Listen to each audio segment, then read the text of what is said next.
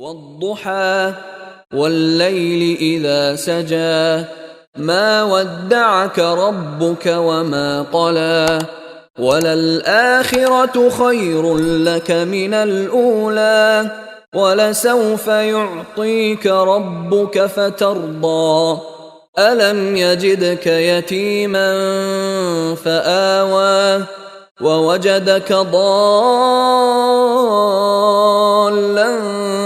فهدى ووجدك عائلا فأغنى فأما اليتيم فلا تقهر وأما السائل فلا تنهر وأما بنعمة ربك فحدث.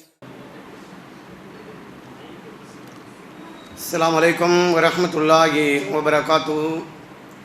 إن الحمد لله نحمده ونستعينه ونستغفره ونؤمن به ونتوكل عليه ونعوذ بالله من شرور أنفسنا ومن سيئات أعمالنا من يهدي الله فلا مضل له ومن يضلل فلا هادي له وأشهد أن لا إله إلا الله وحده لا شريك له وأشهد أن محمدا عبده ورسوله أما بعد فأعوذ بالله من الشيطان الرجيم بسم الله الرحمن الرحيم يا أيها الذين آمنوا اتقوا الله حق تقاته ولا تموتن إلا وأنتم مسلمون يا أيها الناس اتقوا ربكم الذي خلقكم من نفس واحدة وخلق منها زوجها وبث منهما رجالا كثيرا ونساء واتقوا الله الذي تساءلون به والأرحام إن الله كان عليكم رقيبا قال نبينا صلى الله عليه وسلم பல்லிகு அன்னி வலவு ஆயா. அளவற்ற அருளும் நிகரற்ற அன்புடையமாகிய அந்த வல்ல அல்லாஹ்வுக்கே எல்லா புகழும், அவனுடைய சாந்தியும் சமாதானமும் கிருபையும் நபிகள் நாயகம் ஸல்லல்லாஹு அலைஹி வஸல்லம் அவர்கள் மீதும் அவர்களுடைய குடும்பத்தார்கள் மீதும் சத்திய உத்தம சஹாபாக்கள் மீதும் குறிப்பாக நம்மவர்கள் மீதும் என்றென்றும் எப்பொழுதும் நிலவட்டுமாக. அன்பிக்கினிய சகோதர சகோதரிகளே, தாய்மார்களே, அல்லாஹ்வுடைய மாபெரும் கிருபையால் புனித ரமலான் மாதத்திலே நோன்பு நோற்றவர்களாக இரவு நேரங்களிலே இபாதத்து செய்யக்கூடியவர்களாகவும் இன்ன பிற நற்கருமங்களையும் தான தர்மங்களையும் செய்யக்கூடிய மக்களாக இந்த ரமலான் மாதத்திலே இருந்து கொண்டு இருக்கின்றோம். நாம் செய்கின்ற இந்த நல்ல அமல்களுக்கும் இபாதத்துகளுக்கும் மறுமை நாளிலே அல்லாஹ் தஆலா நம் அனைவருக்கும் நிறைவான கூலியை வழங்குவானாக. அன்பிக்கினிய சகோதர சகோதரிகளே, நபிகள் நாயகம் ஸல்லல்லாஹு அலைஹி வஸல்லம் அவர்களுடைய வாழ்க்கை வரலாறுகளை இந்த ரமலான் மாதத்திலே தெரிந்து கொள்ள வேண்டும் என்பதற்காக வேண்டி தொடராக நாம் நபி ஸல்லல்லாஹு அலைஹி வஸல்லம் அவர்களுடைய வரலாறுகளை பற்றி நாம் பார்த்து கொண்டு வருகின்றோம். அந்த அடிப்படையிலே நேற்றைய தினத்தில் நபிகள் நாயகம் ஸல்லல்லாஹு அலைஹி வஸல்லம் அவர்கள் சந்தித்த ஒரு போர், இஸ்லாமிய வரலாற்றிலே இரண்டாவது போராகிய உஹது போரை பற்றி நாம் தெரிந்து கொண்டோம். அதே போன்று நபிகள் நாயகம் ஸல்லல்லாஹு அலைஹி வஸல்லம் அவர்கள் இன்னொன்று ஒரு போரை அவர்கள் சந்திக்கிறார்கள். பொதுவாக இஸ்லாத்திலே போர் என்பது ஒரு தற்காப்புக்காக வேண்டிதான் நடந்திருக்கிறது. எந்த போரை எடுத்தாலும் சரி, இஸ்லாத்திலே எந்த போரை எடுத்துக்கொண்டாலும் நபிகள் நாயகம் ஸல்லல்லாஹு அலைஹி வஸல்லம் அவர்களும் உத்தம சஹாபாக்களும் சேர்ந்து நாடு பிடிப்பதற்காக வேண்டியோ அல்லது மற்றவர்களை அழிக்க வேண்டும் என்பதற்காக வேண்டிய அவர்கள் போர் செய்யவே கிடையாது. இன்னும் சொல்ல போனால் இவர்களாகவே சென்று போர் செய்ததே கிடையாது. இஸ்லாமிய வரலாற்றில் எந்த போர்கள் எடுத்துக்கொண்டாலும் எதிரிகள் தாக்க வருகிறார்கள், தற்காப்புக்காக வேண்டிதான் போரை செய்திருக்கிறார்கள் என்பதை நபிகள் நாயகம் ஸல்லல்லாஹு அலைஹி வஸல்லம் அவர்களுடைய வாழ்க்கையில் நடந்த போரை பற்றி நாம் பார்க்கின்றோம். அந்த வகையிலே நபிகள் நாயகம் ஸல்லல்லாஹு அலைஹி வஸல்லம் அவர்களுடைய காலகட்டத்திலே ஒரு முக்கியமான ஒரு போர், ஒரு விசித்திரமான ஒரு போர் நடந்தது. அந்த போரினுடைய பெயர் வந்து ஹந்தக். இன்னொரு இதற்கு பெயர் வந்து அஹ்ஸாப் என்றும் திருக்குர்ஆனிலே அல்லாஹ் நமக்கு சொல்லித் தருகிறான். ஹந்தக் என்று சொன்னால் அகல் போர் என்று பொருள், அதாவது குழி தோண்டுதல் என்று பொருள். இது ஹிஜ்ரி 4ஆம் ஆண்டு இறுதியிலே வந்து இந்த போர் நடந்திருக்கிறது. இந்த போர் நடப்பதற்குரிய காரணம் என்ன என்பதை நாம் பார்க்கும் பொழுது, நபிகள் நாயகம் ஸல்லல்லாஹு அலைஹி வஸல்லம் அவர்கள் மதீனாவிலே இருக்கும் பொழுது யூதர்கள் எப்பொழுதுமே சரி செய்து கொண்டே இருப்பார்கள். முஸ்லிம்களை வந்து அவர்களை கருவறுக்க வேண்டும், அழிக்க வேண்டும், நபிகள் நாயகம் ஸல்லல்லாஹு அலைஹி வஸல்லம் அவர்களை வந்து கேவலப்படுத்த வேண்டும், இழிவுபடுத்த வேண்டும் என்ற எண்ணத்தோடுகளே அவர்கள் இருப்பார்கள் அந்த யூதர்கள். அப்படிப்பட்ட அந்த யூதர்களை நபிகள் நாயகம் ஸல்லல்லாஹு அலைஹி வஸல்லம் அவர்கள் இந்த மதீனாவிலே நீங்கள் இருக்கக்கூடாது என்று நாடு கடத்தினார்கள் அவர்களை. அதனால் நபிகள் நாயகம் ஸல்லல்லாஹு அலைஹி வஸல்லம் அவர்களை வந்து ஒழிக்க வேண்டும், முஸ்லிம்களை கருவறுக்க வேண்டும் என்ற அடிப்படையிலே அந்த யூதர்கள் இருந்திருக்கிறார்கள். அந்த வகையில் இருக்கும் பொழுது யூதர்களிலே ஒரு குலத்தார் பனு நதீர் என்ற ஒரு கூட்டத்தாரை சேர்ந்தவன் ஒருவன் மக்காவிற்கு சென்று மக்காவில் இருக்கின்ற அபூ சுஃபியானை சந்தித்து, நீங்கள் படையை திரட்டி கொண்டு மதீனாவை தாக்குங்கள், முஸ்லிம்களையே தாக்குங்கள், முகமதை வந்து நீங்கள் கொல்லுங்கள், இந்த மதீனாவிலே நாங்கள் உங்களுக்கு உதவியாக நாங்கள் இருப்போம், எல்லா விதமான ஒத்துழைப்பு உங்களுக்கு நாங்கள் தருகிறோம், எனவே படையை திரட்டி கொண்டு நீங்கள் மதீனாவுக்கு வாருங்கள் என்று அழைப்பு கொடுத்து விட்டு அவன் வந்து விடுகின்றான். உடனடியாகவே அபூ சுஃபியான் அவர்கள் அந்த மக்காவில் இருக்கின்ற குறைஷிகளிடத்தில் ஆலோசனை செய்கிறார். ஆலோசனை செய்துவிட்டு அங்கு இருக்கின்ற எல்லா மக்களையும் எல்லா குலத்தார்களையும் அழைக்கின்றார். அவர்களும் அந்த போருக்காக வேண்டி தயாராகிறார்கள். திரும்பவும் அந்த உஹது போர் முடிந்து 1 வருடம் 2 வருடம் தான் ஆகிறது. திரும்பவும் அவர்கள் மதீனாவை வந்து நோக்கி படையெடுத்து முஸ்லிம்களை அழிக்க வேண்டும் என்பதற்காக வேண்டி தயாராகிறார்கள். இப்படி தயாராகி கொண்டு இருக்கும் பொழுது நபிகள் நாயகம் ஸல்லல்லாஹு அலைஹி வஸல்லம் அவர்களுக்கு இந்த செய்தி கிடைக்குது. செய்தி கிடைச்சது எப்படியாவது, அதாவது அபூ சுஃபியானுடைய தலைமையில் 10,000 வீரர்கள் படையெடுத்து மதீனாவுக்கு வர இருக்கிறார்கள். இந்த போரினுடைய நிலவரம் என்னவென்று சொன்னால், இது சாதாரணமான ஒரு போர் கிடையாது. இது இந்த அரபு உலகத்தில் அரபு நாட்டில் இருக்கிற எத்தனை குலங்கள் இருக்கிறதோ, எத்தனை கோத்திரங்கள் இருக்கிறதோ, அத்தனை கோத்திரங்களையும் வந்து ஒன்று திரட்டுகிறார்கள் இவர்கள். இதற்கு முன்பு நடந்த போர் பத்ர் போராக இருந்தாலும் சரி, உஹது போராக இருந்தாலும் சரி, குறைஷிகள் மட்டும்தான். அந்த மக்காவில் இருக்கின்ற அந்த முஷ்ரிக்குகளுக்கும் முஸ்லிம்களுக்கும் மட்டும்தான் போர் நடந்திருக்கிறது. ஆனால் இந்த ஹந்தக் என்ற அகல் போர் என்பது அந்த மக்காவை சுற்றி இருக்கிற எத்தனை கோத்திரங்கள் இருக்கிறதோ அவர்களும் முஷ்ரிக்குகளும், அதே போன்று மதீனாவில் இருக்கக்கூடிய யூதர்களும் நஸ்ராக்களும் இன்ன பிற என்னென்ன கோத்திரங்கள் இருக்கிறதோ அத்தனை கோத்திரங்களும் வந்து ஒன்று திரட்டி கொண்டு வருகிறார்கள். அப்போ இஸ்லாத்திற்கு எதிராக நபிகள் நாயகம் ஸல்லல்லாஹு அலைஹி வஸல்லம் அவர்களுக்கு எதிராக அரபு நாடுகள் எல்லாமே ஒன்று திரட்டி வருகிறார்கள். சுமார் 10,000 வீரர்கள்.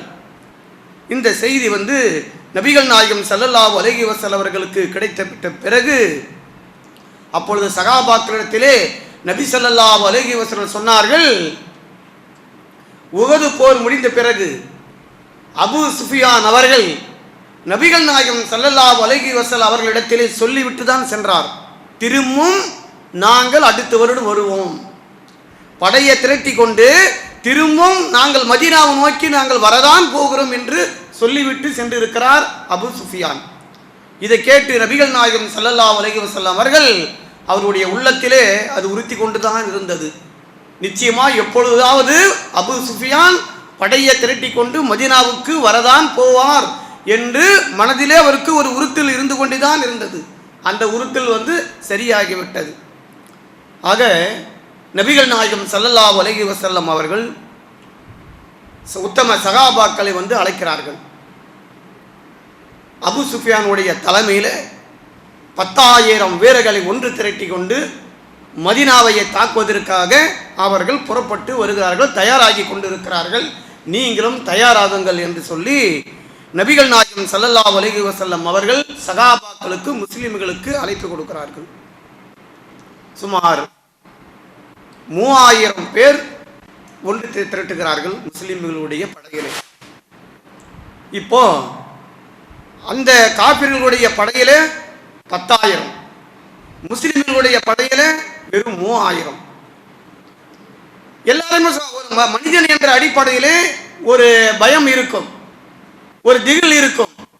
எதிரினுடைய படையிலே நிறைய 10,000 பேர் இருக்கிறார்கள், நம்முடைய படையிலே வெறும் 3000 பேர் இருக்கிறார்கள். எப்படி இது சாத்தியம், இது எப்படி எதிர்கொள்வது இது என்று ஒரு பதட்டம் கண்டிப்பாக இருக்கும், எல்லாருக்குமே இருக்கும். சகாபாக்களுக்கும் கூட அந்த பதட்டம் இருந்தது, அந்த கவலை இருந்தது. எப்படி நாம எதிர்கொள்ள போகிறோம்? ஒரு 7,000 ஒரு 8,000 இருந்தாலும் பரவாயில்லை, வெறும் 3000 தான் இருக்கு. போர் தளவாடங்களும் குறைவு. எப்படி எதிர்கொள்வது, எப்படி போர் செய்வது என்பதை உத்தம சகாபாக்களும் கூட அந்த நேரத்திலே கொஞ்சம் பயந்தவர்களாகவே இருந்தார்கள். அந்த போரை பற்றி அஹ்ஸாப் என்ற சூறாவிலே அல்லாஹ் தஆலா இந்த போரை பற்றி சொல்லி தருகிறான். யா அய்யுஹல்லதீன ஆமனு துக்குரு நிஅமத்தல்லாஹி அலைக்கும், ஈமான் கொண்டவர்களே, உங்களுக்கு அல்லாஹ் தஆலா வழங்கிய நிஅமத்துகளை கொஞ்சம் நினைத்து பாருங்கள். இது ஜாஅதுக்கும் ஜுனூதன் ஃபஅர்ஸல்னா அலைஹிம் ரீஹன், அந்த அஹ்ஸாப் என்ற அந்த போரிலே உங்களுக்கு துணையாக வானவர்களையும் அல்லாஹ் தஆலா இறக்கினான். அதே போன்று கடுமையான காற்றுகளையும் அல்லாஹ் தஆலா அனுப்பி உங்களுக்கு உதவி செய்திருக்கின்றான். அந்த உதவியை, அந்த அருளை கொஞ்சம் நினைத்து பாருங்கள் என்று சகாபாக்களுக்கு சொல்லித் தருகின்றான். வா இது ஜாஅக்கும் மின் ஃபௌகிக்கும் வ மின் அஸ்ஃபல மின்கும், உங்களுக்கு முன்னாடியும் பின்னாடியும் அந்த மக்கள் வருகை தந்தார்கள். வா இது ஜாயித்தும் வ ஜாயித்துமில் அபுசாரும் வ பரகத்தில் குலூபியில் ஜனாஜிர, இன்னும் உங்களுடைய இதயம் தொண்டை குழியிலே வந்து அப்படி நின்று விட்டது. அதாவது ஒரு கலக்கத்திலே, ஒரு பயத்திலே நீங்கள் இருந்து கொண்டிருந்தீர்கள்.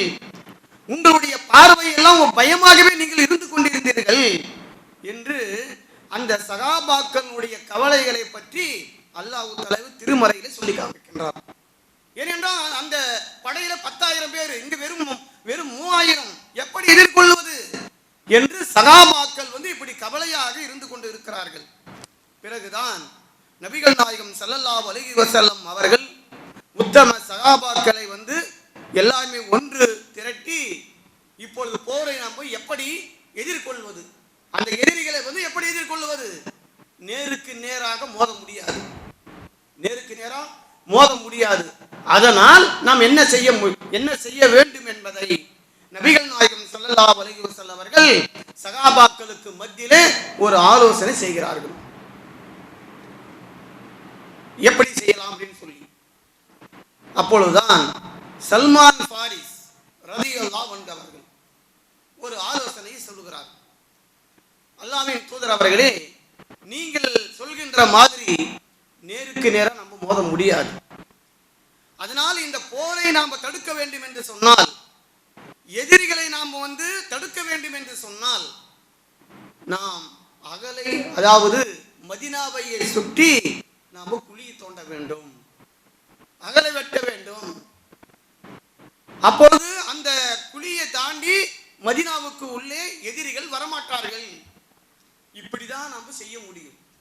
நேருக்கு நேராக மோதக்கூடிய ஒரு நம்மிடத்திலே வந்து அந்த வெப்பன்ஸோ அந்த ஆயுதங்களோ நம்மிடத்திலே குறைவுதான். அதனால் இதை செய்யுங்கள் என்று சல்மான் ஃபாரிஸ் ரலியல்லாஹு அன்ஹு அவர்கள் சொல்லும் பொழுது எல்லா சகாபாக்களும் இதை அங்கீகரிக்கிறார்கள், ஏற்றுக்கொள்கிறார்கள். இதுதான் நடைமுறைக்கு சாத்தியமாக இருக்கு. அப்போ நபிகள் நாயகம் ஸல்லல்லாஹு அலைஹி வஸல்லம் அவர்கள் அந்த மதீனாவை சுற்றி குழி தோண்டுவதற்காக வேண்டி சகாபாக்களுக்கு அழைப்பு கொடுக்கிறார்கள். எல்லா முஸ்லிம்களுக்கும் அழைப்பு கொடுக்கிறார்கள். நீங்கள் இந்த மதீனாவையை சுற்றி, அதாவது மதீனாவையை சுற்றி என்று சொன்னால் மதீனாவை பொறுத்த மட்டும் சுற்றுப்புறம் எல்லாமே மலை தான். அதுக்கு இடையில ஒரு இடம் இருக்கும், ஒரு 5 கிலோமீட்டர் அளவுக்கு இருக்கும். அது உள்ளேதான் நுழைவார்கள் மதீனாவிற்கு. அந்த 5 கிலோமீட்டர் அளவிற்கு குழியை தோண்டி விட்டோம் என்று சொன்னால் அதற்கடுத்து பிறகு அவர்கள் அங்கு வர முடியாது, சுத்தியும் அவரால் வர முடியாது. எனவே அந்த 5 கிலோமீட்டர் அளவிற்கு அகல் குழியை வெட்ட வேண்டும் என்று நபிகள் நாயகம் ஸல்லல்லாஹு அலைஹி வஸல்லம் அவர்கள் சொன்னார்கள். உடனே சகாபாக்கள் முஸ்லிம்கள் அனைவரும் ஆயுதங்களை கொண்டு கடப்பார்கள், மண்வெட்டி அதெல்லாம் எடுத்துக்கொண்டு அவர்கள் குழியை தோண்ட ஆரம்பிக்கிறார்கள். அன்பிற்கினிய சகோதர சகோதரிகளே, கொஞ்சம் நினைத்து பாருங்கள், சிந்தித்து பாருங்கள். அந்த குழி என்பது சாதாரணமான குழி கிடையாது. சாதாரணமான குழி என்பது கிடையாது. அது அகலமாகவும் இருக்க வேண்டும், அதே போன்று ஆழமாகவும் இருக்க வேண்டும். ஆழம் குறைவாக இருந்தால் அதிலே உள்ளே குதித்து அவர்கள் மேலே வந்து விடுவார்கள். அகலம் குறைவாக இருந்தாலும் சர்வ சாதாரணமாக அவர்கள் அதை தாண்டி வந்து விடுவார்கள். அப்போ அவர்கள் தாண்டியும் வந்து விடக்கூடாது, குழியிலே இறங்கியும் வந்து விடக்கூடாது. அந்த அளவுக்கு ஆழமாகவும் அகலமாகவும் அந்த குழியை வெட்ட வேண்டும். அவர்கள் எவ்வளவு நாளாவது வெட்ட முடியும்? எத்தனை கிலோமீட்டர்? 5 கிலோமீட்டர் அளவிற்கு அந்த குழியை தோண்ட வேண்டும் அவர்கள். சாதாரணமாக நம்ம யாராவது மௌத்தாகிவிட்டால் கபரஸ்தானத்தில் ஒரு 6 அடி நோண்டுவதற்கே குழி எடுப்பதற்கு எவ்வளவோ கஷ்டப்படுகிறோம். நம்ம அங்கெல்லாம் பெரிய பெரிய பாறாங்கள், ஈரத்தன்மை கிடையாது. மதீனா நகர்ல ஈரத்தன்மை கிடையாது. அப்படிப்பட்ட அந்த பாறாங்கள் இருக்கக்கூடிய கடினமான அந்த இடத்திலே நபிகள் நாயகம் ஸல்லல்லாஹு அலைஹி வஸல்லம் அவர்களும் சகாபாக்களும் மிகவும் கஷ்டப்பட்டு இரவு பகலாக கஷ்டப்பட்டு அவர்கள் அந்த குழியை தோண்டினார்கள். அந்த குழிக்கு பெயர் தான் ஹந்தக், அகல் அப்படின்னு சொல்லுவார்கள். அதனாலதான் அந்த போருக்கு பேரே ஹந்தக் போர், அகல் போர் என்று வரலாறுலே குறிப்பிட்டு காட்டுகிறார்கள். அல்லாஹ் தஆலாவும் திருமறையிலே அதை சொல்லி காமிக்கின்றான். மதீனாவை பொறுத்த மட்டில் கடுமையான குளிர், குளிர்னா குளிர், கடுமையான குளிர். நபிகள் நாயகம் ஸல்லல்லாஹு அலைஹி வஸல்லம் அவர்களும் சகாபாக்களும் அந்த குழியை தோண்டும் பொழுது கடுமையான குளிர் காலம். அப்போ பொதுவாகவே மதீனாவை பார்த்தீங்கன்னா கடுமையான குளிராக இருக்கும். இங்கிருந்து ஹஜ்ஜிக்கோ உம்ராவுக்கோ சென்றவர்களுக்கு தெரியும், அந்த அளவுக்கு கடுமையான குளிராக இருக்கும். அந்த கடுமையான குளிர், கடுமையான காற்று வீசுகிறது. அதையெல்லாம் பொருட்படுத்தாமல் நபிகள் நாயகம் ஸல்லல்லாஹு அலைஹி வஸல்லம் அவர்களும் உத்தம சகாபாக்களும் அந்த குழியை தோண்டுகிறார்கள். அவர்கள் சரியாக உணவு கிடையாது, அவர்களுக்கு சரியான உணவு கிடையாது. மிகவும் கஷ்டப்பட்டு அவர்கள் அந்த குழியை தோண்டுகிறார்கள். சகாபாக்கள் மாத்திரமல்ல, நபிகள் நாயகம் ஸல்லல்லாஹு அலைஹி வஸல்லம் அவர்களும் கூட சேர்ந்து மக்களோடு சேர்ந்து சகாபாக்களோடு சேர்ந்து அவர்களும் குழியை வெட்டி இருக்கிறார்கள். நான் ஒரு தூதர், நான் ஒரு தலைவன், நீங்களாம் வேலை செய்ய வேண்டும், நான் பார்க்க வேண்டும் என்ற அடிப்படையிலே நபிகள் நாயகம் ஸல்லல்லாஹு அலைஹி வஸல்லம் அவர்கள் இருக்கவில்லை. நான் தலைவன், நீங்களாம் தொண்டர்கள், நீங்கள் தான் வேலை செய்ய வேண்டும், நீங்கள் தான் போஸ்டர்கள் ஒட்ட வேண்டும், நீங்கள் தான் எல்லா விதமான வேலைகளை செய்ய வேண்டும். நான் தலைவன், நான் எதுவுமே செய்ய மாட்டேன், உங்களுக்கு நான் ஏவுவேன், நீங்கள் செய்ய வேண்டும் என்றுதான் இந்த உலகத்தில் இருப்பார்கள். ஆனால் நபிகள் நாயகம் ஸல்லல்லாஹு அலைஹி வஸல்லம் அவர்கள் அந்த உத்தம சகாபாக்களோடு சேர்ந்து அவர்களும் குழியை வெட்டினார்கள். கடுமையாக வேலை செய்தார்கள். அவர்களுடைய மேனில, அவர்களுடைய வயிற்றில் பகுதியிலே பார்க்கும் பொழுது கடுமையான மண்ணு. சகாபாக்கள் எல்லாம் பார்த்து மிகவும் கவலைப்பட்டார்கள். அல்லாஹ்வுடைய தூதருடைய மேனில இவ்வளவு மண்பட்டு இருக்கிறதே. அதே போன்று உணவு இல்லாமல் நபிகள் நாயகம் ஸல்லல்லாஹு அலைஹி வஸல்லம் அவர்கள் தன்னுடைய வயிற்றிலே கல்லை கட்டிய கொண்டு அவர்கள் வேலை செய்திருக்கிறார்கள். சகாபாக்கெல்லாம் பார்த்து மிகவும் வேதனை அடைந்தார்கள். உணவு கிடையாது, அந்த அளவுக்கு உணவு கிடையாது, பஞ்சத்திலே இருந்து கொண்டு இருக்கிறார்கள். ஆனால் எதிர்படையிலே அபு சுஃபியான் என்ற அந்த தலைமையில இருக்கக்கூடிய அந்த படை, அங்கு அவர்களும் ஒரு கூடாரம் அடித்து ஒரு டென்ட்டிலே வந்து தங்கி கொண்டு இருக்கிறார்கள். அவருக்கு எல்லா விதமான உணவுகள் இருக்கு, எல்லா விதமான மது பரிமாறப்படுகிறது, எல்லாம் ஜோரா நடக்குது. அங்கல்ல சாப்பாடு அது இது எல்லாமே ஜோரா நடக்குது அங்க. ஆனா அங்க எல்லாம் பஞ்சத்தில் இருக்கிறார்கள். உணவு அந்த அளவுக்கு இல்லை, சாப்பாடு அந்த அளவுக்கு கிடையாது. மிகவும் கஷ்டப்பட்டு அந்த குழியை தோண்டி கொண்டு இருக்கிறார்கள். நபிகள் நாயகம் ஸல்லல்லாஹு அலைஹி வஸல்லம் அவர்களும் உத்தம சகாபாக்களும். இந்த நேரத்திலே நபிகள் நாயகம் ஸல்லல்லாஹு அலைஹி வஸல்லம் அவர்கள் சகாபாக்களுக்கு மத்தியிலே ஒன்று கேட்டார்கள். நீங்கள் அந்த எதிர்படையில் அவர்களுடைய நிலைமை என்ன, அதனுடைய நிலவரம் என்ன, அதை வேவு பார்ப்பதற்காக வேண்டி உங்களில் யார் தயாராகி இருக்கிறீர்கள் என்று கேட்டார்கள். எல்லா சகாபாக்களும் அமைதியாக இருக்கிறார்கள், எதுவுமே பதில் சொல்லலை. ஏன்னா கடுமையான குளிர், வெளியே போக முடியாது, காற்றும் அடிக்குது, யார் எதுவும் போக முடியாது. அதனால எந்த பதிலும் சொல்லாமல் அமைதியாக அமர்ந்து கொண்டிருக்கிறார்கள் சகாபாக்கள். நபிகள் நாயகம் ஸல்லல்லாஹு அலைஹி வஸல்லம் அவர்கள் சொல்லிவிட்டார்கள் என்றால் உடனே அல்லாஹ்வின் தூதரே நான் செல்கிறேன், நான் வருகிறேன் என்று சொல்லக்கூடிய சகாபாக்கள். ஆனால் வேவு பார்ப்பதற்காக உங்களில் யார் தயாராக இருக்கிறேன் என்று சொல்லும் பொழுது யாருமே தயாராக இல்லை. அப்போதான் நபிகள் நாயகம் ஸல்லல்லாஹு அலைஹி வஸல்லம் அவர்கள் உதைஃபாவை வந்து அழைக்கிறார்கள். உதைஃபாவை வாருங்கள் அப்படின்னு சொல்லி உடனே அவர் மிக ஒரு பதட்டமாக போறாரு. நபிகள் நாயகம் ஸல்லல்லாஹு அலைஹி வஸல்லம் அவர்கள் அழைத்து விட்டார்கள், நான் வர முடியாது என்று சொல்ல முடியுமா? முடியாது. இருந்தாலும் உதைஃபா ரலியல்லாஹு அன்ஹு அவர்கள் நபிகள் நாயகம் ஸல்லல்லாஹு அலைஹி வஸல்லம் அவர்களிடத்தில் செல்கிறார்கள். நீங்கள் அந்த எதிர் படைக்கு சென்று அந்த அவங்களுடைய நிலவரம் என்ன, என்ன செய்து கொண்டிருக்கிறார்கள் என்று நீங்கள் அவங்களுக்கு தெரியாமல் வேவு பார்த்து கொண்டு வர வேண்டும் என்று சொல்லி அனுப்புகிறார்கள். இவரும் அந்த கடுமையான குழியில போணுமே என்று சொல்லி கவலைப்பட்டவராக செல்கிறார். அவர் சொல்றாரு, உதைஃபியா ரலியல்லாஹு அன்ஹு அவர்கள் சொல்லி காமிக்கிறார்கள், மிகப்பெரிய அவருடைய வாழ்க்கையில ஒரு அற்புதம் நடந்தது. அவர் வந்து ஒரு கலக்கத்தோடு தான் போறார். என்ன ஆகுமோ ஏதாகுமோ, நம்மளை ஏதாவது செஞ்சிருவாங்களோ பயந்தானே.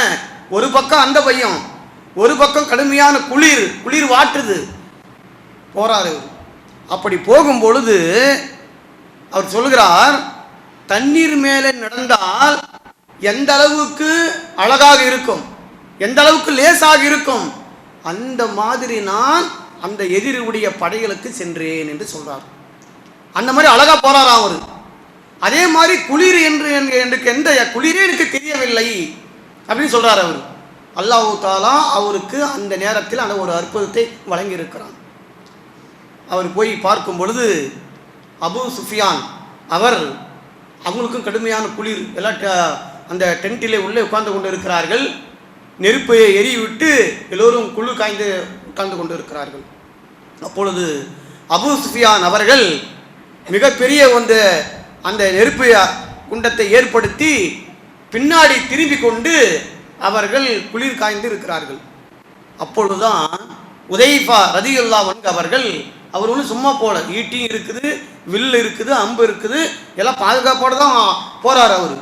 அப்போ அந்த நேரத்திலே அபு சுஃபியான் முதுகு பக்கம் திரும்பி இருக்கிறார், பின்னாடி இவர் இருக்கிறார். நான் வந்திருக்கு அவருக்கு தெரியாது. இந்த நேரத்தில் நான் வில்லோ அம்போ நான் ஈட்டியை விட்டால் அவர் எப்படியாவது கொலை செய்து விடலாம், எனக்கு அந்த ஒரு சந்தர்ப்பம் கிடைச்சது எனக்கு. ஆனால் நபிகள் நாயகம் ஸல்லல்லாஹு அலைஹி வஸல்லம் என்ன சொன்னார்கள், வேவு பார்த்து விட்டு மட்டும்தான் வர சொல்லி இருக்கிறார், யாரை எதையுமே செய்துவிடக்கூடாது என்றும் சொல்லி இருக்கிறார்கள் என்ற அடிப்படையில் அவர் உதைஃபா ரலியல்லாஹு அன்ஹு அவர்கள் பார்த்து விட்டு அப்படியே திரும்பவும் வந்து விடுகிறார் என்பதை உதைஃபா ரலியல்லாஹு அன்ஹுடைய அவர்களுடைய வாழ்க்கையில் ஒரு அற்புதம் நடந்திருக்கிறதா நம்ம பார்க்கின்றோம். இப்படியாக நபிகள் நாயகம் ஸல்லல்லாஹு அலைஹி வஸல்லம் அவர்களும் உத்தம சகாபாக்களும் அந்த குழியை தூண்டி விடுகிறார்கள். ஒரு 5 கிலோமீட்டர் அளவிற்கு அந்த காலகட்டத்தில் ஜேசிபி என்பது கிடையாது, எந்த ஒரு மிஷினும் கிடையாது, எல்லாமே கையில் தான் கடப்பாறை மண்வெட்டி அதை வைத்து தான் அவர்கள் நோண்டியிருப்பார்கள். எவ்வளோ பெரிய ஒரு கஷ்டம் இது! அன்புக்கினிய சகோதர சகோதரி, இதெல்லாம் தேவையா? இதெல்லாம் இந்த வரலாறு, இதெல்லாம் கதையா தேவை என்று நினைக்கலாம் நாம். எதற்காக வேண்டி அவ்வளவோ கஷ்டப்பட்டார்கள் சகாபாக்கள்? எதற்காக வேண்டி நபிகள் நாயகம் ஸல்லல்லாஹு அலைஹி வஸல்லம் கஷ்டப்பட்டார்கள்? அல்லாஹ்வுடைய மார்க்கத்தை இந்த பூமியில நிலைநாட்ட வேண்டும் என்பதற்காக. எதிரிகள் முஸ்லிம்களை கருவறுக்க வேண்டும், எதிரிகள் இந்த இஸ்லாத்தை அழிக்க வேண்டும், ஒழிக்க வேண்டும் என்று அவர்கள் கங்கணம் கட்டி கொண்டிருந்தார்கள். எனவே அவர்களிடமிருந்து இந்த இஸ்லாத்தை பாதுகாக்க வேண்டும் என்பதற்காக தான் இப்படிப்பட்ட தியாகம் செய்யக்கூடியவர்களாக இருந்திருக்கிறார்கள் சகாபாக்கள். எதற்காக வேண்டி குழியை நோண்டினார்கள்? எதற்காக வேண்டி குளிரில் கஷ்டப்பட்டார்கள்? எந்த அளவுக்கு காற்றிலும் தண்ணீர் இல்லாமல் உணவு இல்லாமல் ஏன் அவர்கள் கஷ்டப்பட்டார்கள்? என்ன அவர்களுக்கு தேவை வந்தது? அவ்வளவு தியாகம் செய்ததன் காரணத்தினால்தான் இந்த இஸ்லாம் நமக்கு கிடைத்திருக்கிறது என்பதை நாம் புரிந்து கொள்ள வேண்டும். அன்பிக்கினிய சகோதர சகோதரிகளே, நபிகள் நாயகம் ஸல்லல்லாஹு அலைஹி வஸல்லம் அவர்கள் அந்த சகாபாக்களை பார்த்து அல்லாஹ்விடத்திலே பிரார்த்தனை செய்தார்கள். இறைவா, இதோ இருக்கிறார்களே முஹாஜிர்கள், மக்காவாசிகள், இதோ இருக்கிறார்களே அன்சாரிகள், மதீனாவாசிகள், இவர்களுடைய வாழ்க்கை, இவர்களுடைய இவர்களுடைய நியத்து என்னவென்று சொன்னால் இவர்களுடைய நோக்கம் எல்லாமே மறுமை வாழ்க்கை தான். இவர்களுடைய வாழ்க்கை ஒன்று இருக்கிறது என்று சொன்னாலும் மறுமை வாழ்க்கை தான். அந்த மறுமை வாழ்க்கைக்காக வேண்டி அவர்கள் வந்திருக்கிறார்கள். எனவே இவர்களுடைய பாவங்களை மன்னித்தருளுவாயாக இறைவா என்று நபிகள் நாயகம் ஸல்லல்லாஹு அலைஹி வஸல்லம் அவர்கள் அன்சாரிகளுக்கும் முஹாஜிர்களுக்கும் பிரார்த்தனை செய்தார்கள் என்பதை ஹதீஸில் நாம் பார்க்கின்றோம். அன்பிக்கினிய சகோதர சகோதரிகளே, இறுதியாக நபிகள் நாயகம் ஸல்லல்லாஹு அலைஹி வஸல்லம் அவர்கள் அந்த எதிரிகளுக்கு எதிராக ஒரு பிரார்த்தனை செய்கிறார்கள். எப்படி பிரார்த்தனை செய்கிறார்கள் என்று சொன்னால், யா அல்லாஹ், வேதத்தையே இறக்கியவனே, விசாரணையை செய்பவனே, இந்த கூட்டுப்படையை தோற்கடிப்பாயாக, அவர்களை குலுக்கி எடுப்பீராக என்றுதான் நபிகள் நாயகம் ஸல்லல்லாஹு அலைஹி வஸல்லம் அவர்கள் அந்த படைக்கு எதிராக பிரார்த்தனை செய்தார்கள். அவர்களை அழித்து விட வேண்டும் என்று சொல்லவில்லை. எந்த பிரார்த்தனை பாருங்கள், நபிகள் நாயகம் ஸல்லல்லாஹு அலைஹி வஸல்லம் அவர்களுடைய பிரார்த்தனை பாருங்கள். அவர்களை தோற்று போக வேண்டும் அவ்வளவுதான் சொல்லுவார்களே தவிர அவங்க நாசமாக போட்டோம், அவங்கெல்லாம் அழிஞ்சு போய்விட வேண்டும் என்று எப்பொழுதுமே நபிகள் நாயகம் ஸல்லல்லாஹு அலைஹி வஸல்லம் அவர்கள் எதிரிகளை பார்த்து அவர்கள் சொன்னதே கிடையாது. அவர்கள் தோற்று போக வேண்டும் அப்படிதான் பிரார்த்தனை செய்திருக்கிறார்கள். அந்த அடிப்படையிலே நபிகள் நாயகம் ஸல்லல்லாஹு அலைஹி வஸல்லம் அவர்கள் அந்த கூட்டு படைகளை தோற்கடிப்பாயாக இறைவா என்று மனம் உருகி அல்லாஹ்விடத்தில் அவர்கள் பிரார்த்தனை செய்தார்கள். பிறகு அல்லாஹ் தஆலா என்ன செய்தான்? கடுமையான ஒரு காற்றை ஏற்படுத்தினான். காற்றுன்னா கடுமையான காற்று. அந்த டென்ட்டு எல்லாம் கூடாரம் எல்லாம் அப்படி பிரித்து அப்படி பறந்து போகுது. அந்த அளவுக்கு காற்றை அல்லாஹ் தஆலா அனுப்பி வைத்தான். அதை தான் திருக்குர்ஆனில் அல்லாஹ் தஆலா சொல்லி காமிக்கும் பொழுது, ஃபஅர்ஸல்னா அலைஹிம் ரீஹன், அவர்கள் மீது நாம் கொடுமையான காற்றை நாம் அனுப்பி வைத்தோம். அந்த காற்றின் மூலமாக அந்த 10,000 பேர் கொண்ட அந்த படையினுடைய அந்த கூடாரம் எல்லாமே பறந்து அப்படியே வெளியே போகுது. அந்த அளவுக்கு அல்லாஹ் தஆலா காற்றை ஏற்படுத்தினான். நபிகள் நாயகம் ஸல்லல்லாஹு அலைஹி வஸல்லம் அவர்கள் அந்த அளவுக்கு பிரார்த்தனை செய்தார்கள். உத்தம சகாபாக்களும் கவலையோடு இருந்தார்கள். என்ன நடக்குமோ ஏது நடக்குமோ என்று கவலையோடு இருந்தார்கள். குளிரிலே நடுங்கியவர்களாக இருந்து கொண்டு இருக்கிறார்கள், பதட்டமாக இருந்து கொண்டு இருக்கிறார்கள். அல்லாஹ் தஆலா மிகப்பெரிய ஒரு நியமத்தாக, ஒரு அருளாக அவர்களுக்கு மிகப்பெரிய ஒரு காற்றை ஏற்படுத்தினான். அவர்களுடைய கூடாரங்கள் எல்லாம் பறந்து போய்விட்டது. பிறகு அபு சுஃபியான் அந்த 10,000 வீரர்களுக்கு அவர் கட்டளையிடுகிறார், இங்கிருந்து எல்லோரும் புறப்பட்டு செல்லுங்கள் மக்காவிற்கு என்று சொல்லி.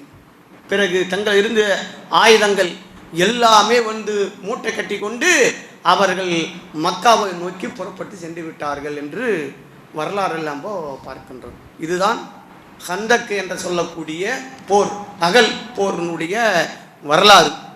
இதில் போர் என்பது அவர்களும் இவர்களும் சேர்ந்து போர் அங்கு நடக்கலை. தற்காப்பின் மூலமாக அந்த போர் நிறுத்தப்பட்டது. அல்லாஹ் தஆலா அந்த போர் செய்யாமலே அதை காப்பாற்றி விட்டான் என்பதை இந்த வரலாறு நம்ம பார்க்கின்றோம். ஆக அன்பிக்கினிய சகோதர சகோதரிகளே, இதிலிருந்து நமக்கு இந்த போரில் இருந்து நமக்கு என்ன படிப்பினை அதை நாம் தெரிந்து கொள்ள வேண்டும்.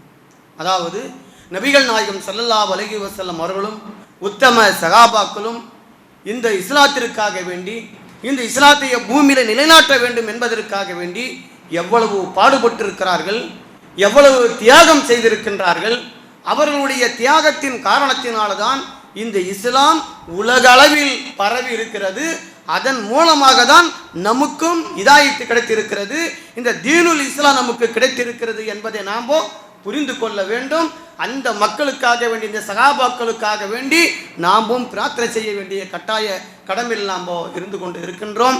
எனவே இந்த கேட்ட வரலாறை நபிகள் நாயகம் ஸல்லல்லாஹு அலைஹி வஸல்லம் அவர்கள் சொன்ன அந்த செய்தியும், அல்லாஹ் தஆலா சொன்ன அந்த வசனங்களையும் உள்ளதுபடியாக புரிந்து அதன் அடிப்படையில் இந்த உலகத்திலே வாழ்ந்து நம்முடைய ஈமானை அதிகரித்து அதன் மூலமாக நல்ல அமல்களை இபாதத்துகளை செய்து இந்த உலகத்திலே வாழ்ந்து நாம் மரணித்தோம் என்று சொன்னால் நிச்சயமாக மறும நாளிலே வெற்றி அடையலாம்.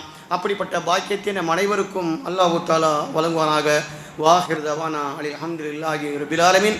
சுப்ஹானக அல்லாஹும்ம வ பிஹம்திக அஷ்ஹது அல்லா இலாஹா இல்லா அன்த அஸ்தக்ஃபிருக வ அத்தூபு இலைக்.